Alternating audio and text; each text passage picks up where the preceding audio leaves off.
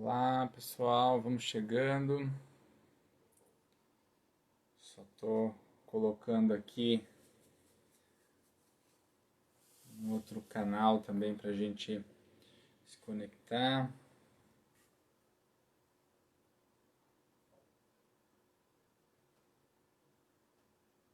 Deixa eu ver se vai rolar aqui com o @espaço índigo também.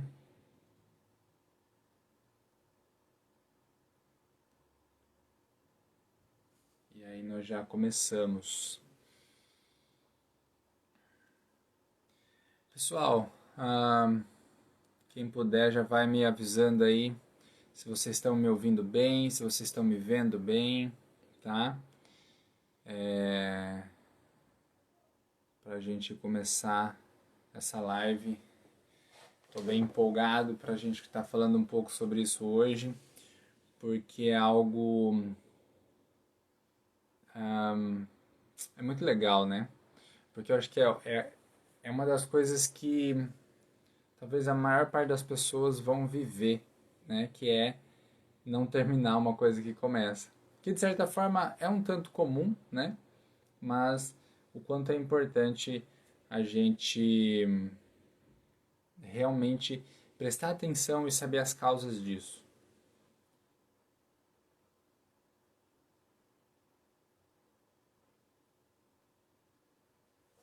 Eu só estou conectando aqui.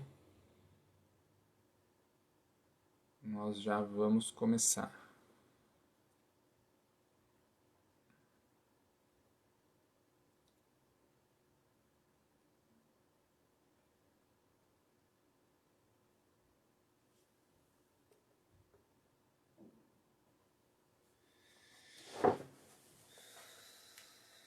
Legal. Pessoal, vou pedir para vocês, né? Se fizer sentido para vocês, tem uma setinha aí embaixo, mais ou menos assim. Clica nela e convida alguns amigos, né? Alguns amigos para que a gente traga cada vez mais pessoas para a live e que cada vez mais pessoas também possam se beneficiar, né? Hoje a live está bem especial, espero que vocês curtam. Então, quem quiser e quem puder, clica lá e convida alguns amigos. Pessoal do Espaço Índigo, sejam bem-vindos também, Ana Cristina, Karina. O tema de hoje é por que eu não termino as coisas que eu começo, tá? Algo próximo à procrastinação, né? E tá bem legal. E nós vamos começando e eu gostaria que quem quiser compartilhar aí ou colocar alguma coisa que talvez está tentando há um tempo e não está conseguindo, tá? Às vezes uma atividade física, uma reeducação alimentar, uma nova atividade na vida, sei lá, né? Então quem puder, deixe no comentário alguma coisa que está querendo mudar já há um tempo, mas que está com dificuldade, beleza? E aí talvez eu possa estar usando exemplos em relação a essa história, pode ajudar vocês mesmo, beleza? Pessoal, olha só, para a gente começar a falar sobre isso, eu acho que é um tema sensacional para a gente conversar hoje. Eu quero começar pensando em algo, tá? Para a gente refletir qual é a base da gente não terminar ou que seja da gente nem começar, né? Alguma coisa que eu quero. Então pense um pouco. Quando a gente traz uma relação com a mãe, né? Vamos pensar eu como filho, né? Quando a gente pensa na mãe, a gente pensa numa coisa mais ninho, né? Mais aquela coisa do amor, do acolhimento, até mesmo do sucesso ao nascer, né? Então, a mãe, quando eu penso um pouco na mãe, eu penso numa coisa talvez um pouco mais estática. Veja se faz sentido para vocês e veja se vocês me acompanham nesse raciocínio. Mas quando a gente pensa em algo no Pai, o Pai é movimento. O Pai ele está ligado ao mundo externo. O Pai está ligado às mudanças. O Pai está ligado ao novo. Entende? Então, por que eu estou dizendo isso? Porque muitas vezes a gente não mudar ou a gente não persistir na mudança está diretamente ligado a eu não ter tomado o meu pai. Tá? Verifiquem se vocês acompanharam até aqui. A mãe dentro de uma percepção de ninho, o pai dentro de uma percepção de mundo. Tá? Então, percebam, se eu quero fazer algo na minha vida, algo que muitas vezes vai sair da minha rotina, o que eu estou fazendo? Eu estou fazendo algo novo. Eu estou indo para o mundo. Eu estou desbravando um novo território. Então, isso está totalmente conectado ao Pai. Então, se por algum motivo eu não tomei esse Pai, ou eu julgo muito esse Pai, eu posso ter muitas dificuldades em fazer algo novo ou de terminar algo que eu tenho começado. E é muito comum, né? Vocês pensarem o seguinte, assim, às vezes vocês têm uma ideia, né? Vocês estão incomodados e aí vocês têm uma ideia, vocês planejam, vocês criam metas, dá aquela vontade, aquela motivação, começa a fazer, passa um tempo, ainda está motivado, daqui um pouco essa motivação vai diminuindo, vai diminuindo, vai diminuindo, vai diminuindo e eu paro de fazer. Isso é muito comum, tá? A Raquel trazendo aqui, ter falta do pai.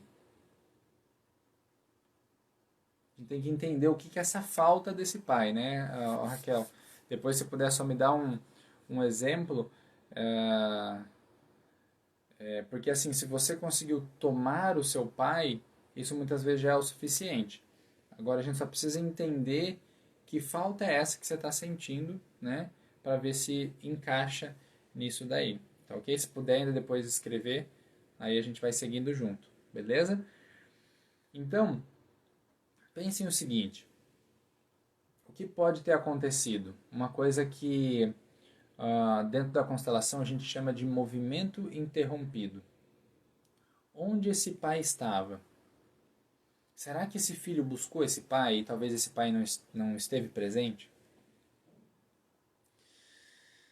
Será que esse filho não foi capaz de buscar esse pai? Entende? Por quê?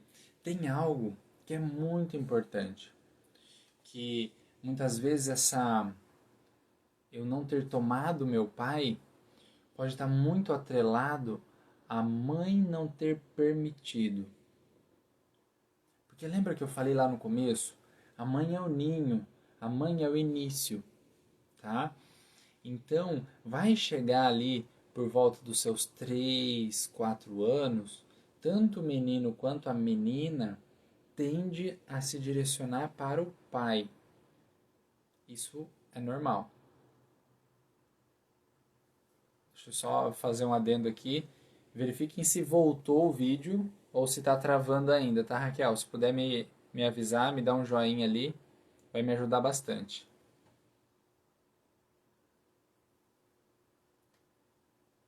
Thaís, eu já vou explicar isso agora nesse exemplo, acho que vai ficar mais fácil. Então, às vezes, chega nesses 3, 4 anos que a criança, seja o menino ou a menina, vai em direção ao pai, às vezes por lealdade à mãe, por a mãe estar muito fragilizada em relação a esse pai, a mãe não permite, a mãe não libera esse filho. E é a mãe que tem esse poder, tá? Não é uma regra, mas muitos casos a mãe não permite. E quando ela não permite, o filho não vai até o pai, tá? Então, o que é tomar esse pai ou tomar a mãe? É eu dizer sim. Sim para como meu pai é, sim para como meu pai foi, sim para a vida que eu tive. Porque muitas vezes, quando eu falo no pai, às vezes vem uma imagem de um pai violento, de um pai alcoólatra, de um pai. Enfim. É sim para a vida como ela foi para mim, com os custos que ela teve para mim. Dessa forma eu sou capaz de tomar o meu pai. E quando eu falo isso, Thaís, que eu vi que você perguntou, não quer dizer amar o meu pai. Quer dizer muito mais honrar o meu pai. Apenas pela vida que ele me passou. E com a vida, eu sou capaz de fazer algo diferente. Eu estou vivo e eu tenho a oportunidade de fazer diferente.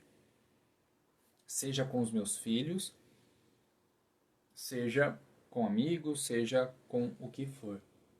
Inclusive com o meu pai, né? Então eu estou vivo, eu tenho essa oportunidade. Isso é tomar o pai. Então, muitas vezes a gente não toma o pai, talvez por uma impossibilidade, porque a mãe não liberou esse filho. A mãe não liberou. Então eu fico estagnado. E muitas vezes eu até fico com raiva. Eu julgo o comportamento do meu pai. Eu fico com um ódio por algum motivo. E aí é onde, quando eu preciso ir para o mundo, eu não tenho força. Eu fico estagnado. Eu fico dentro de um vazio. Ou que seja preguiça, né? Eu até tenho um... até eu tenho vontade, né? De seguir ou de fazer alguma coisa. Mas parece que eu não tenho essa força para continuar ou iniciar o movimento. A mágoa pode ser também? Com certeza, Raquel, é por aí mesmo, tá? Por achar errado em situações também, porque aí entra julgamentos, né? É bem isso. Isso contribui para você não tomar o seu pai, né? Tudo bem? Compreendeu? Então, imaginem, tá? Quero contar uma história para vocês de um cliente. E isso vai trazer realmente, acho que, o cerne de hoje, por meio dessa história. E espero que vocês entendam que é sensacional essa história. Imagine uma criança. Toda criança, acho que ela chega numa determinada idade, seja porque os pais começaram a trabalhar mais, seja porque chegou um outro irmão, acaba sentindo como se não fosse tão importante, né? E toda criança, ela trabalha na mente dela entre punição e recompensa, né? Ou seja, eu vou fazer algumas coisas e se eu for recompensado, que seja com atenção, com elogio, eu continuo. Eu sei, é como se a criança é, é, fosse guiada pelas recompensas, entende? E aí, imagine só, que eu chego numa determinada idade e Eu chego numa determinada idade e eu começo então a perceber que quando eu me posiciono muito dentro da minha família, eu tenho atenção.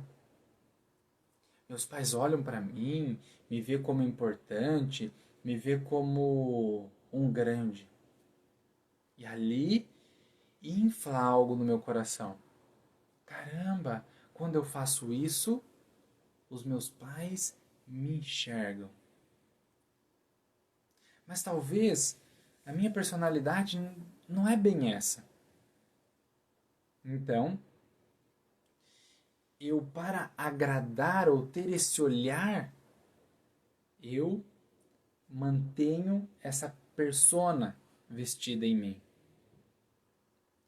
Então, eu acabo tendo um posicionamento até mais agressivo em determinados casos. E então eu gasto uma energia gigantesca apenas para manter uma persona que não sou eu. E aí verifica, se eu chego nesse ponto, nesse posicionamento, muitas vezes eu não respeito o lugar dos meus pais. E muitas vezes eu não sei nem qual é o meu lugar dentro da minha família. Eu estou totalmente perdido. Então, eu sigo a minha vida vestindo uma roupa que não é minha. Caminhando dentro de um lugar que não é meu. E quando isso acontece, o resultado também é o mesmo. Preguiça, procrastinação, falta de energia para a vida, falta de tesão na vida.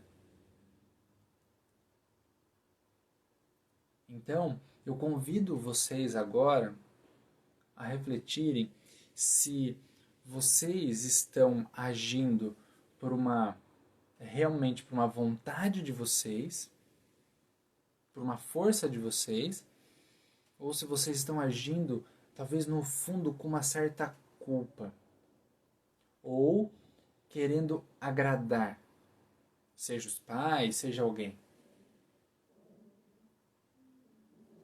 Verifiquem em vocês. Isso é muito importante.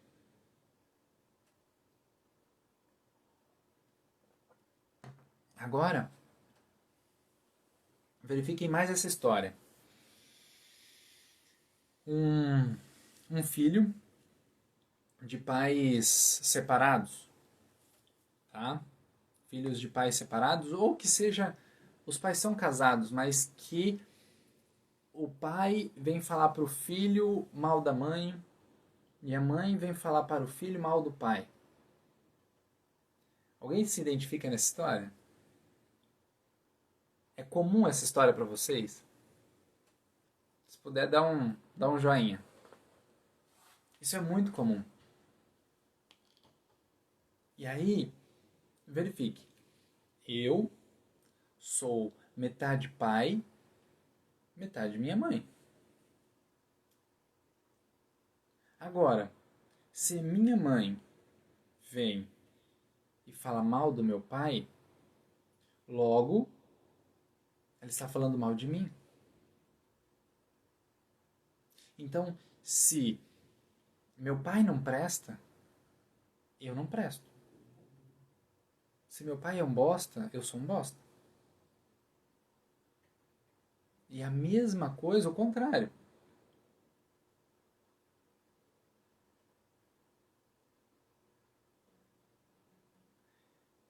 Se meu pai vem e critica a minha mãe, para mim,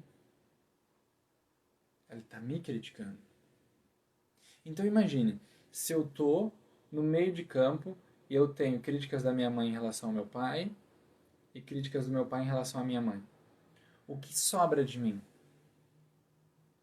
Nada.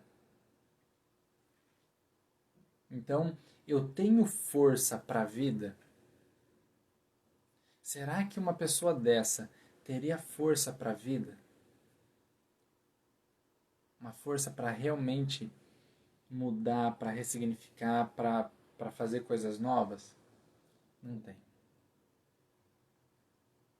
Então eu fico estagnado. A minha vida, ela se torna uma vida morna. Entende? É uma vida preta e branca. Sabe?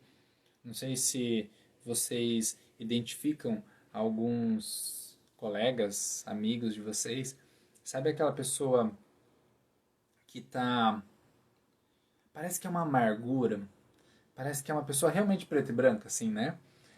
Parece que não tem um colorido, não tem uma vida ali. Uma pessoa apática. Você pode saber que parece que tem uma ausência ali de pai e de mãe. Não só de um dos dois. Olha só, né? A Marisa perguntando: e o que fazer nessa situação? Eu só estou olhando porque eu quero ver se eu já dei os exemplos que eu quero. Mas pode ser, eu vou já responder essa situação agora. Uma situação como essa, seja porque eu não tomei meu pai ou minha mãe, ou os dois, é muito importante um olhar para eles de respeito e de reverência. É uma gratidão pela vida como ela foi. Tem, tem uma frase que talvez possa exemplificar um pouco essa situação, tá? Que é, eu vou falar em relação ao pai, tá? Mas pode ser para a mãe também. Querido papai, você é o pai certo para mim. E eu, o filho certo para você. Você dá, eu recebo. Você é o grande, eu sou o pequeno. E agora eu tomo a vida com os custos que ela teve para mim e com os custos que ela teve para você. E agora eu faço o melhor com essa vida.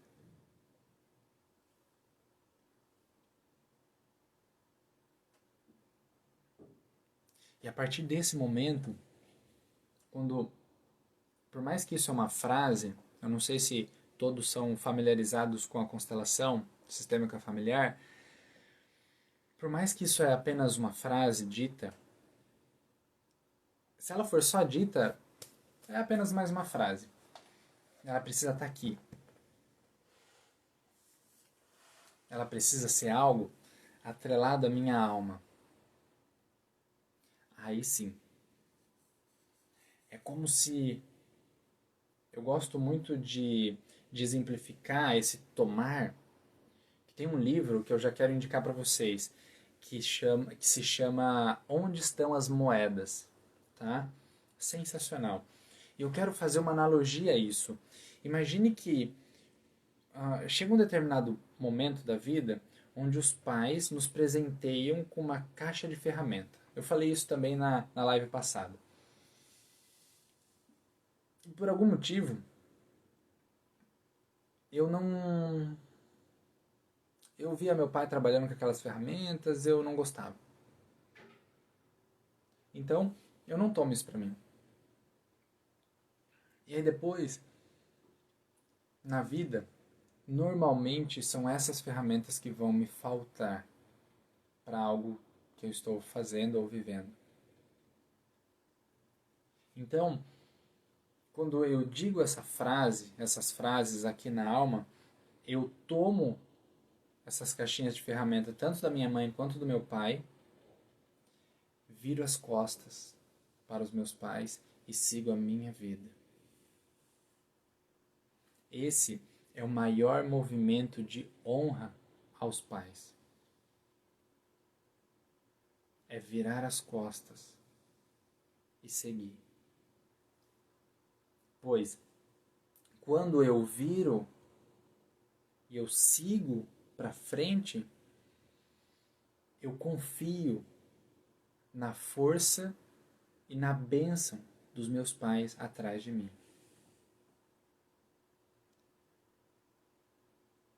E aí eu sigo com as minhas escolhas.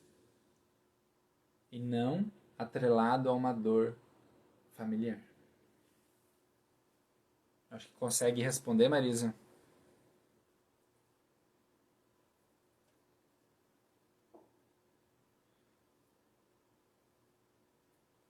E a Raquel também trouxe sempre o sentimento tem que estar em sintonia com os pensamentos. Perfeito. Acho que isso andam juntos, tá?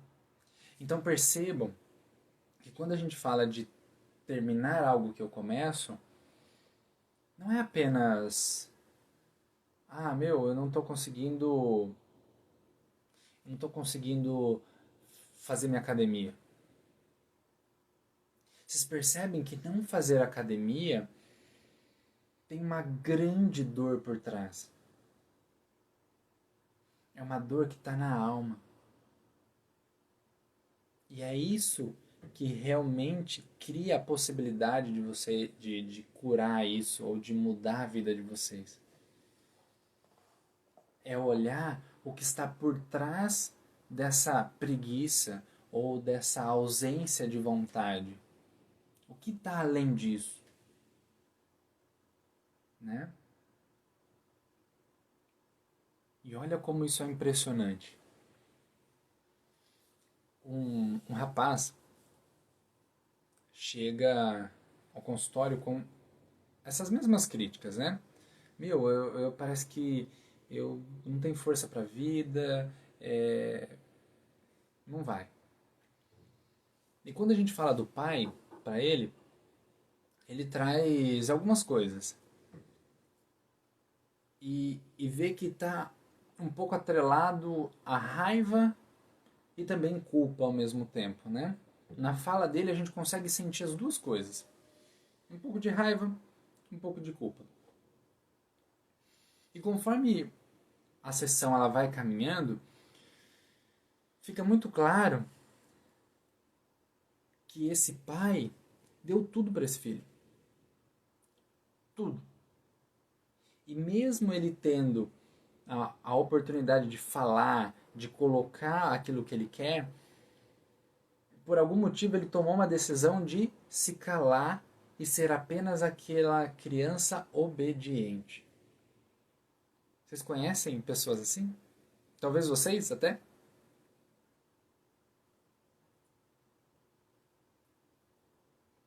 Sabine, eu já falo com eu já te respondo isso. Se puder, aguarda só um pouquinho, tá? Então, percebam. Aquela criança obediente, que é o caso desse rapaz. Sabe quando vem uma ordem do pai e a criança ela aceita? Imagina que o pai fala assim: "Eu quero que você sente agora". E a criança senta, mas que o coração está em pé, encarando o pai. É nesse ponto que eu quero trazer para vocês. É esse ponto que ele vivia. Ao mesmo tempo que ele era um rapaz, um homem extremamente obediente na família, dentro dele existia uma raiva, uma dor muito grande. Entende? Então, ele era criança extremamente obediente, mas por dentro, raiva. Então, percebam, mesmo o pai dando tudo, é como se o pai estivesse presenteando e ele recusando. Eu não aceito o que vem do meu pai. E aí, resultado?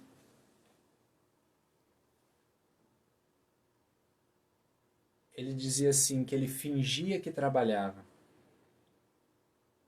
Ele fingia para a família que tinha força para o trabalho, mas que ele não tinha.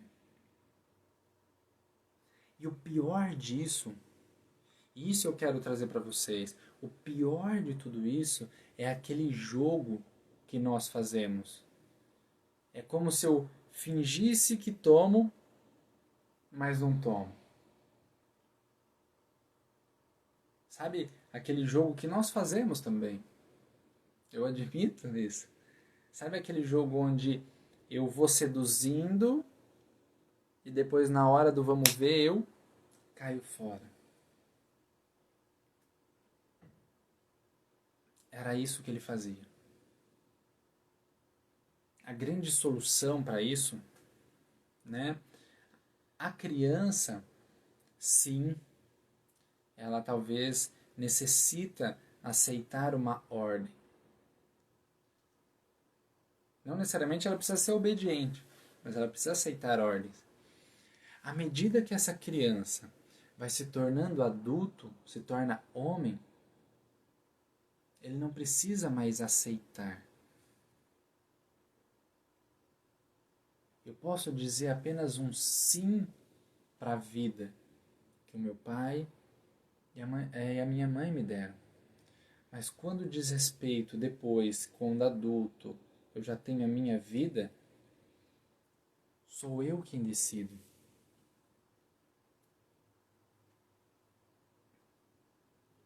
E quando a gente fica atrelado ainda ao que o meu pai quer, ou a minha mãe quer de mim, eu não cresço. E aí, essa história, dentro de um outro padrão, é muito parecida com aquela primeira, da criança que apareceu grande e os pais gostaram. Aqui é o oposto. A criança que se fez de vítima, de frágil, para ter o amor dos pais, ou para ter o amor das pessoas. Então, são pessoas que se moldam inteira para ter o amor dos outros. E aí, quando é para ter força para si mesmo, não tem. Então, desiste extremamente fácil. Abre mão daquilo que é para si. Porque toda a energia é colocada para agradar os outros. Percebem como isso é pesado? E talvez muitos de vocês vão se identificar com isso. Porque é um padrão que a gente não pensa que a gente está fazendo.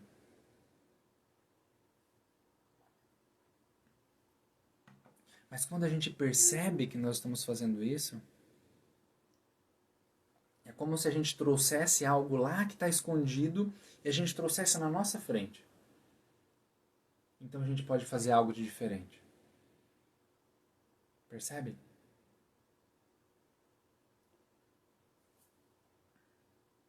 Verifiquem se vocês conseguiram captar isso, tá? Isso é muito importante em relação aos pais, tá? E agora eu vou responder só a pergunta da Sabine, falando isso pode vir, só pode vir dos pais ou falta de amor de um parceiro? Não? Não. É só dos pais mesmo, tá? A gente fala que parceiro é uma relação extremamente fria, tá? Por quê? Porque não envolve sangue, não envolve não envolve um vínculo, vamos dizer assim, eterno, né? Eu não, a não ser que o relacionamento for de um primo ou de tios com sobrinhos, algo assim que envolva sangue. Se não, não. É só pai e mãe, porque a gente fala que a força da nossa vida vem de onde veio a nossa vida, né? O nosso DNA, nossas memórias veio dos nossos pais. Então a nossa força está ali. E aí verifique. Se você termina esse relacionamento agora e você conhece um outro, sua vida segue. Segue tranquila.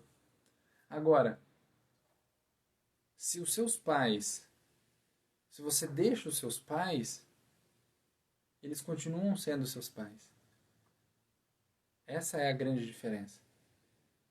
Os pais, eles seguem com a gente a vida toda. Mesmo após morrerem, eles vão continuar sendo meus pais.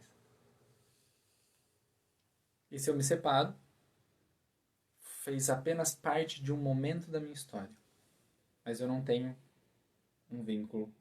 Eu não tenho vínculo.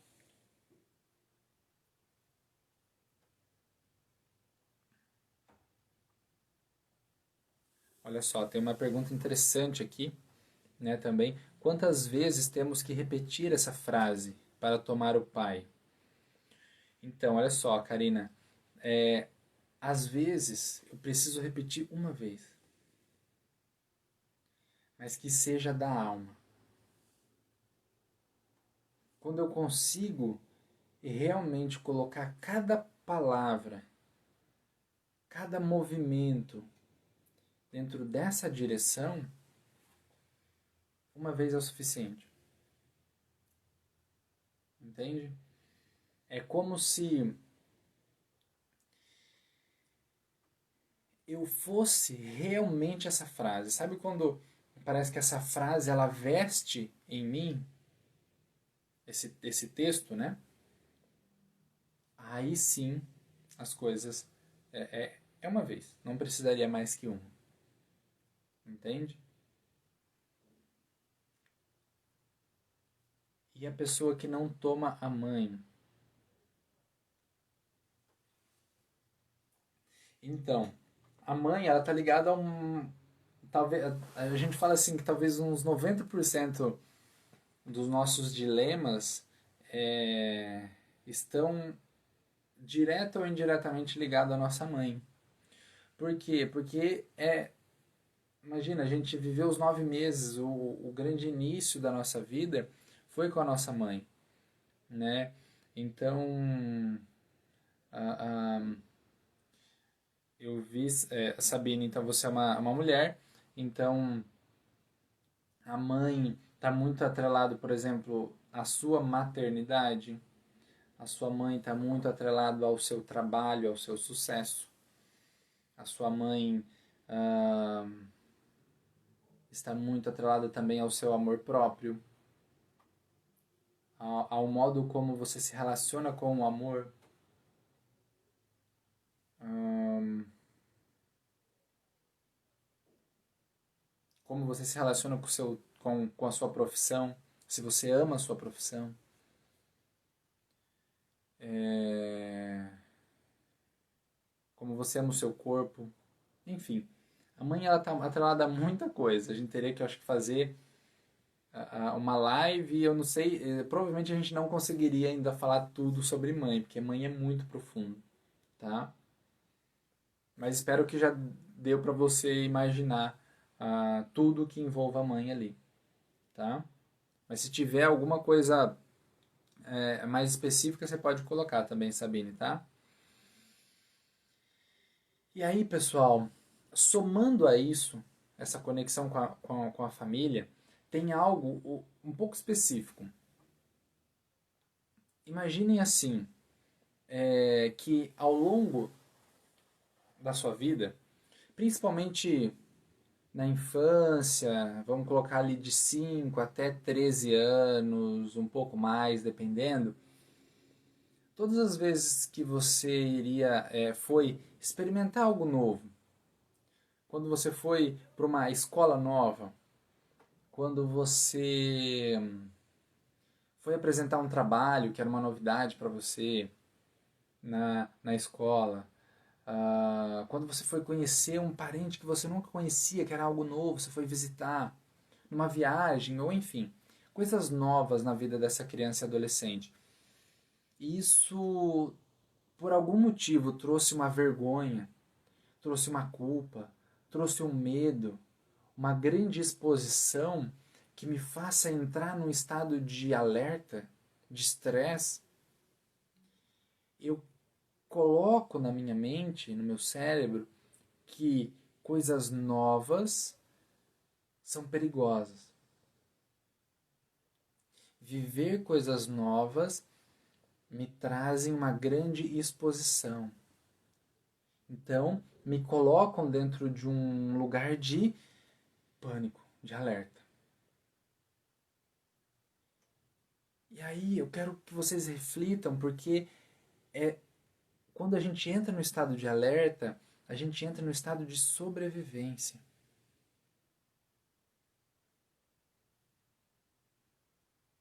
Então, se eu vivo diariamente num estado de sobrevivência, eu vou ter força para fazer algo diferente daquilo?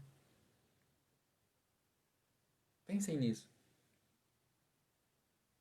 Então, se eu vivo no estado de sobrevivência, eu vivo muito bem se eu vivo dentro dessa rotina. A rotina que eu criei. E sempre quando sai 1 milímetro para cá ou para cá, eu me perco todinho. Então essas pessoas, elas vivem num estado de alerta, de sobrevivência. E isso cria no nosso cérebro um stand-by. Ou seja, meu cérebro está um pouco desligado. Eu não percebo o que está acontecendo no dia a dia. Então, para fazer uma mudança em pessoas que tiveram muita memória ruim sobre coisas novas, sobre a mudança, sobre a disciplina, sobre persistência, eu preciso encontrar tudo o que envolveu aquela história e ressignificar aquele processo. Entende? É super possível, tá? E super prazeroso quando a gente consegue virar a chave. E talvez, se alguém quiser, pode colocar aí também. Sabe aquele momento que aquelas coisas que você não consegue fazer e você se esforça, se esforça, se esforça e daí um pouco você consegue. Aquela sensação de vitória, ela é muito maior. O esforço é necessário.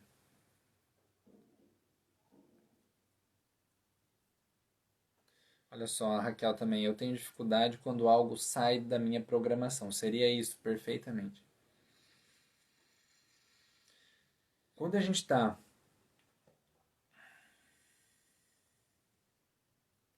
em sintonia com a vida, a, prestem muita atenção nisso. Agora, parem. Se vocês estão fazendo outra coisa, parem agora. Porque isso é muito importante. Quando a gente está em sintonia com a vida, é como estar entregue numa corredeira. Estar entregue. Eu não controlo, eu não tento sair da corredeira, eu não tento fazer nada, eu simplesmente me entrego.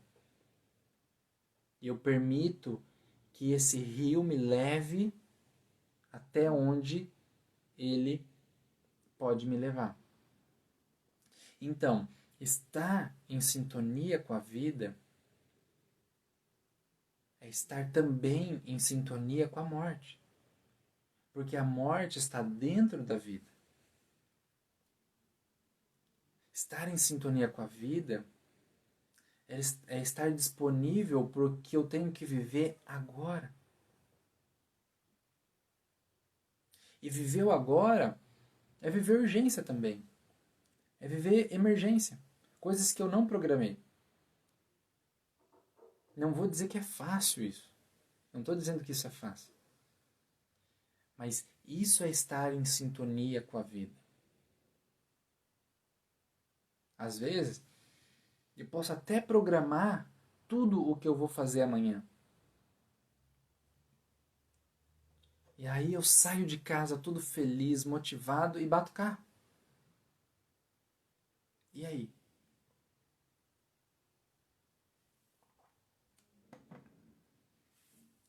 Aí eu tenho duas escolhas. Eu posso ficar extremamente frustrado e com raiva, porque eu não vou completar aquilo que eu tinha programado. Ou eu posso resolver esse problema do carro. Entende? E se vocês quiserem estudar, isso é sobre inteligência emocional, tem um autor sensacional chamado Daniel Goleman, tá? Vocês podem colocar no Google lá que vai aparecer ele, e inclusive ele tem um livro chamado Inteligência Emocional. Vale muito a pena, tá? Olha só, o Santos Márcio talvez é o nome. E a insegurança por não saber onde esse rio vai me levar. Isso é pai. Entra no mesmo contexto que a gente estava falando. Isso é estar em sintonia com a vida. Sabe quando eu confio? Eu gosto muito de uma parte. Eu tenho a minha formação católica e tem uma parte da missa que fala. É uma frase extremamente simples, mas que entra totalmente ligado a isso que nós estamos falando. Que ela é só isso daqui, ó. Eis o mistério da nossa fé.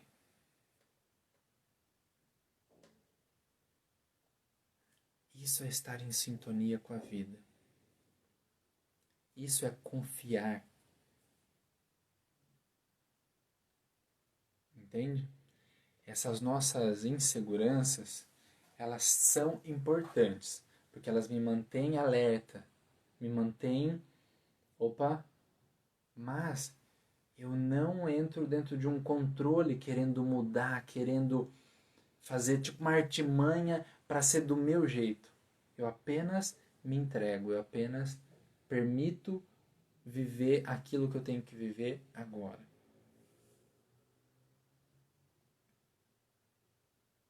Entende? Vai verificando se faz sentido para vocês isso. Porque quando nós falamos isso, nós também falamos, né? O que é confiar? Pegando o tema realmente da live. Cara, o que eu tenho que viver hoje? Eu percebo que hoje eu tô, eu tô muito desanimado. Ok, eu posso ficar desanimado. Eu tô muito ansioso. Tá bom, eu vou ficar ansioso hoje. Tô triste. Vou ficar triste hoje. Tá tudo bem. Porque se vocês pegarem essas emoções ou essas sensações, elas trazem consigo uma informação. E quando eu me permito viver essa informação que essa emoção tem para me trazer, ela vem, eu eu acesso isso e ela vai embora. Agora, quando eu acesso isso, falo, meu Deus, eu não posso sentir isso. Não, eu não posso sentir isso, eu não posso sentir isso, eu não posso sentir isso. Ela fica batendo todos os dias na nossa porta. Então, isso é se jogar no rio. E aí entra a disciplina, né? Que eu acho isso muito legal. Por exemplo, se eu coloquei como um propósito, eu vou, eu vou falar, acho que o propósito que eu estou fazendo. Eu, eu coloquei como um propósito já fazem 4 meses, né?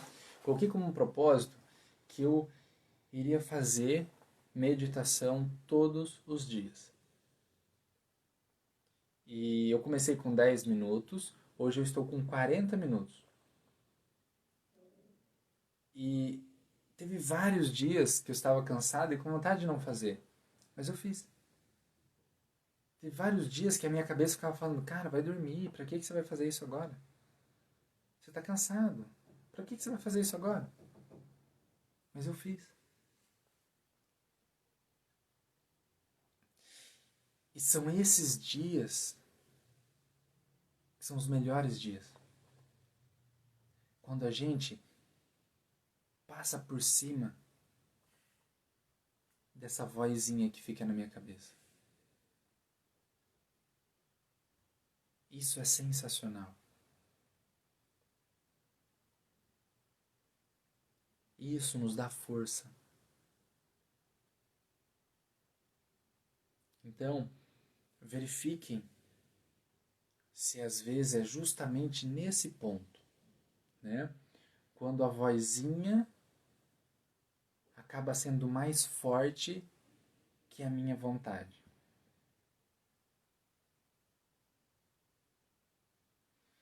Porque essa vozinha me mantém pequeno, me mantém atrelado ao que eu estou vivendo, ao mesmo do que eu estou vivendo. E se eu estou vivendo a mesma coisa durante muito tempo, eu já estou familiarizado. Sabe, é como se agora eu pertenço. Então, quando eu começo a fazer algo novo, é como se eu estivesse me sentindo um pouco excluído. E aí a vozinha vem, para que você vai fazer isso? Isso não serve para nada. Isso não é para você. Você não vai conseguir. Você sabe que daqui 3 meses você vai parar. Não tem aquela vozinha?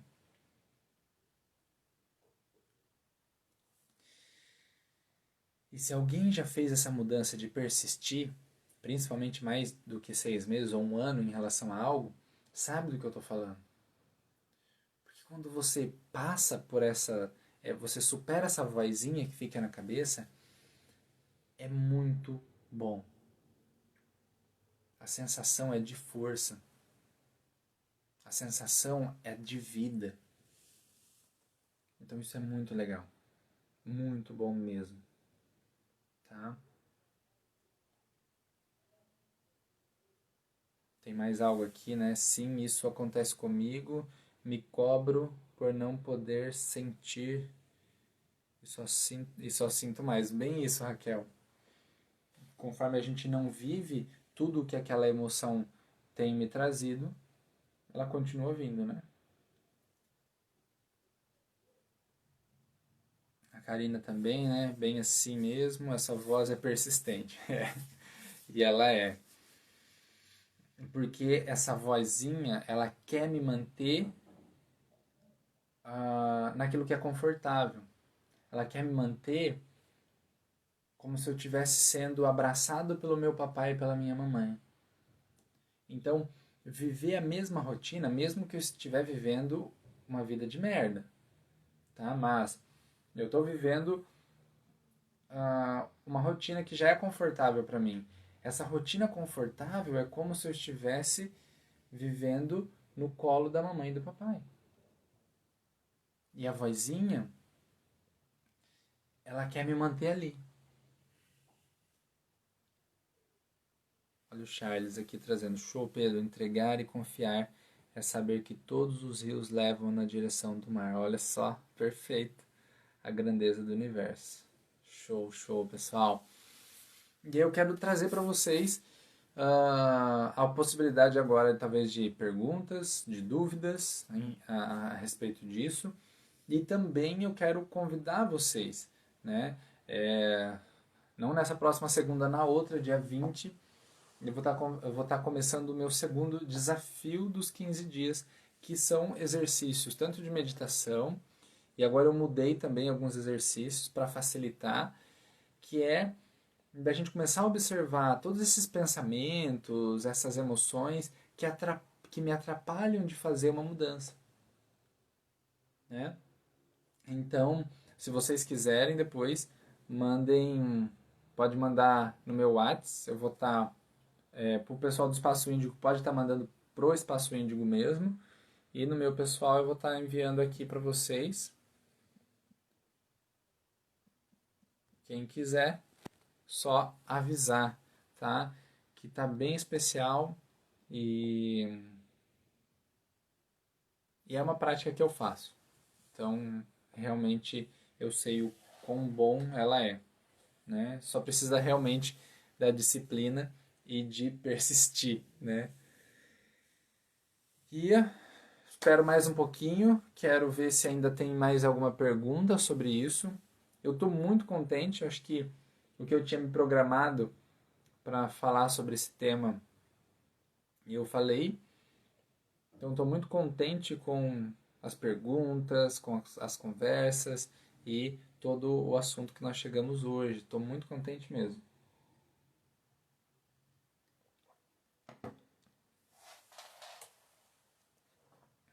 E também quero deixar aqui apenas mais algo.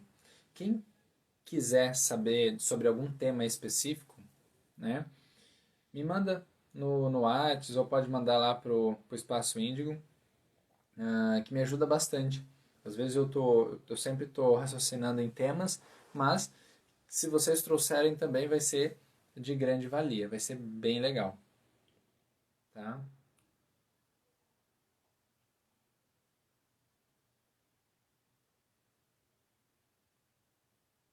Olha só, né? Você falou sobre a criança ser obediente. Queria saber quando a criança é desobediente. Se puder falar, não sei se foge do tema de hoje. Eu acho que dá pra gente falar um pouco, né? Eu acho que a gente tem que entender, eu não sei se vem com aquilo que você está me perguntando, mas eu vou dentro de uma imagem interna aqui. O que é o desobediente, né?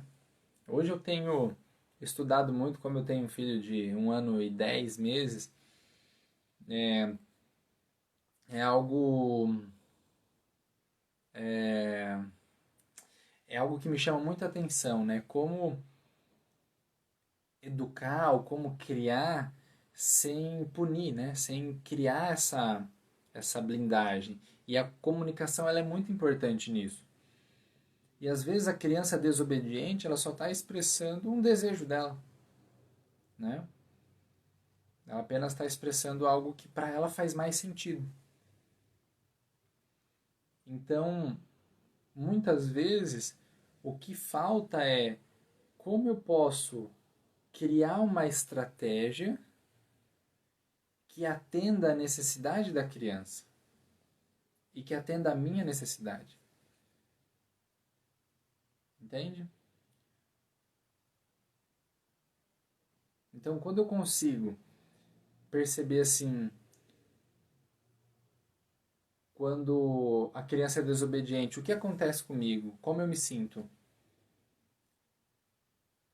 Qual necessidade minha não é atendida? Mas eu consigo me sintonizar com a necessidade da criança, aí eu consigo entender com as duas necessidades, fazer, criar uma estratégia que ajude, que nos ajude, tanto a mãe e o filho, né? Ajude a chegar num senso comum, tá? Ah, ela trouxe aqui. Eu sempre fui, mas hoje sou muito medrosa e acho que tem relação com as minhas desobediências de criança, que fui chamada a atenção, sabe? Com certeza. Com certeza não, né? Mas faz, faz sentido, principalmente se foi uma punição, se foi uma coisa mais severa, realmente pode trazer um certo receio, né? Ou seja, meu, se eu for desobediente ou se eu não atender as expectativas do outro, eu vou ser punida. Então dá um medo. Hoje talvez você não vai nem pensar em punição, mas você vai ter medo. E pode estar muito atrelado a esse passado, sim. Mas eu digo o seguinte, né? Que a... são as crianças desobedientes que fazem a diferença no mundo. As crianças desobedientes. Já vai acabar nosso tempo, tá, pessoal? Tô vendo aqui que só tá faltando mais 20 segundos. Eu vou me despedir, mas quem sabe numa próxima live eu falo mais sobre as crianças, tá? Se fizer sentido para vocês, depois comentem lá, manda uma mensagem, que vai fazer super sentido para mim e vai me ajudar bastante. Pessoal, um grande abraço e uma ótima semana para vocês. Tchau, tchau.